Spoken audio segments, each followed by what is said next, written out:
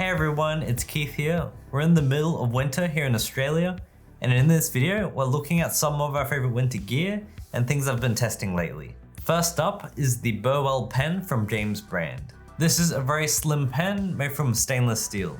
I love the matte finish, and the dot pattern on the grip feels very comfy, and the entire pen feels good in hand. The Coyote tan and black colorway is from their Desert Campout collection. The Burwell uses standard Parker style G2 refills. These refills write smoothly and are readily available and easy to find. The refill in the pen is branded, which is a nice touch. I've been very happy with the slim pen and recommend checking it out if you like Parker style G2 pens. My next winter favorite is the RZE Resolute Super Compressor.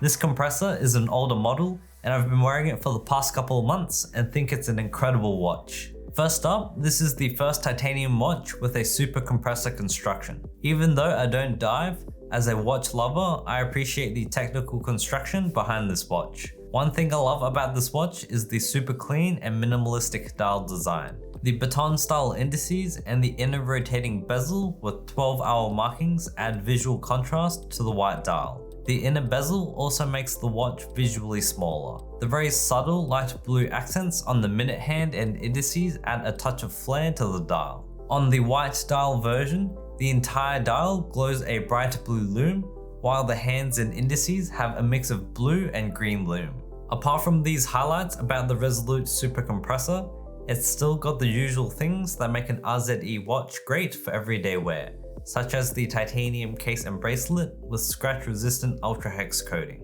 These super compressors are quite hard to find these days, as this model is a few years old now. If you want to check it out, I'll leave a link in the description box to the product page and RZE's Re-Verified page in case a used one pops up for sale. Another piece of gear I've been testing lately is the On Cloud Ultra. I managed to get a decent deal from On's member section.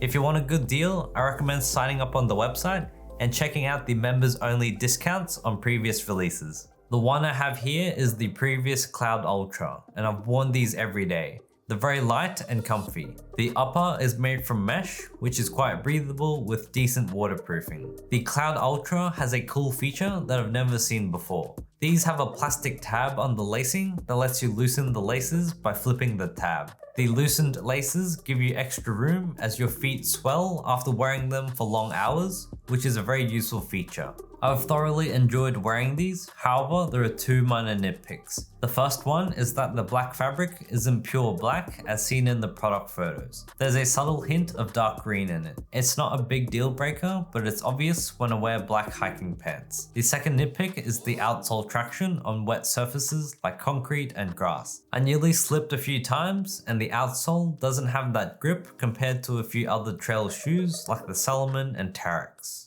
Overall, these have been great for everyday use, but they won't be my first pick during rainy days. Moving on to the next piece of gear, recently I've been testing out this jacket from IP Access Industrial Studio, which is a clothing brand from Hong Kong. This jacket was kindly sent to me to try by my good friends at Shellsole. I've been following IP Access for a while now and was very excited to check out their stuff.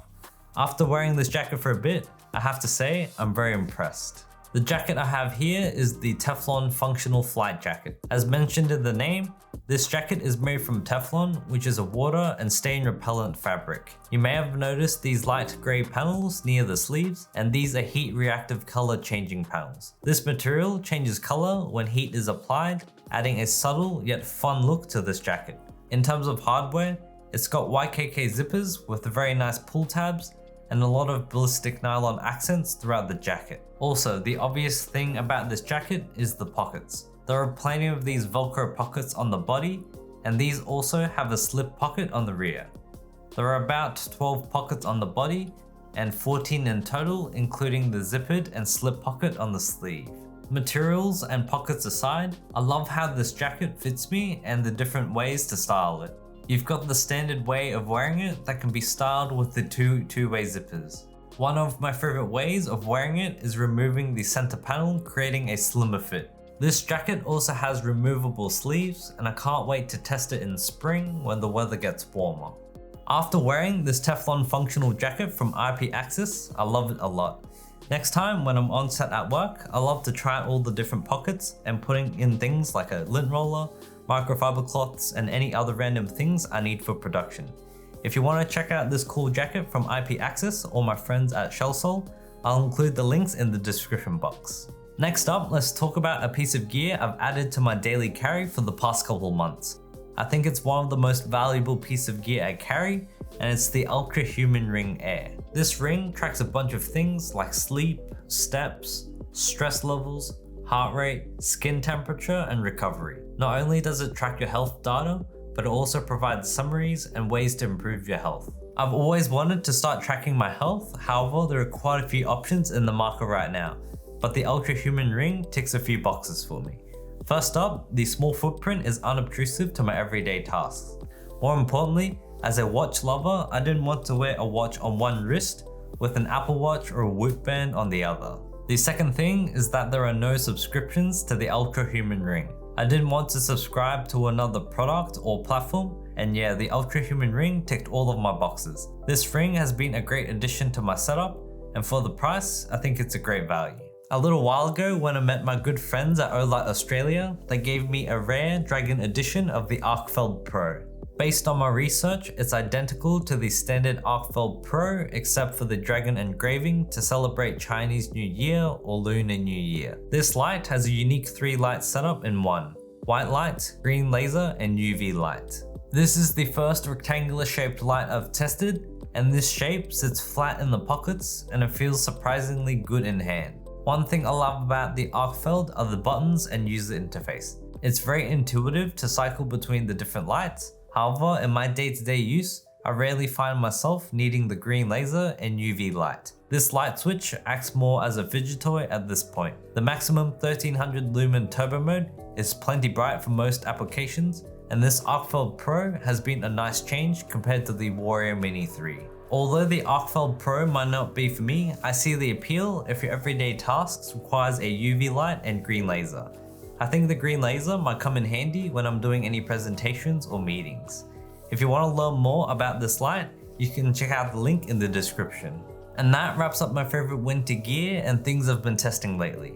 I'd love to know what some of your winter essentials are. Let me know in the comments. If you enjoyed this video, you might want to check out last year's winter EDC video. However, if you live in the Northern Hemisphere, you might want to check out my summer EDC video. Thank you so much for watching, and I'll see you in my next video.